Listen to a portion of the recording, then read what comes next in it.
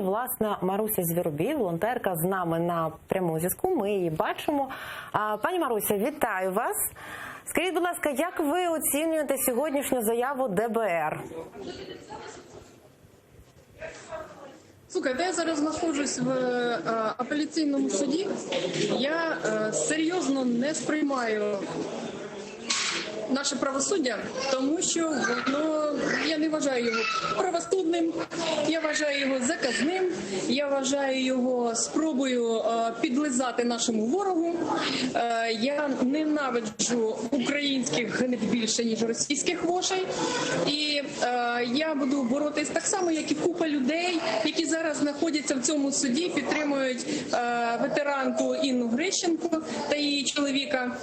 Суди з нами граються, вони діють нечесно, вони не в правовій площині насправді вирішують питання, тому що, як виявилось, бронежилети у Марченка нормальні, а людина в СІЗО сидить на хвилиночку. Як виявилось, сьогодні суд самі вони сьогодні призначили по Інні Грищенко розгляд її справи і всім зарядили, що немає, ушов суддя у відпустку, а прокурор взагалі щез, коли ми прийшли.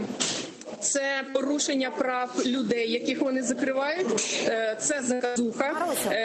І як можна до цього ставитись? Вони просто зрадники України, які судять зараз своїх захисників. Я ставлюсь крайне негативно, це має бути наказуємо.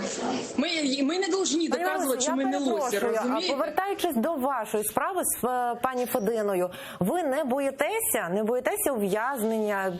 Не консультуйтеся з юристами з цього приводу?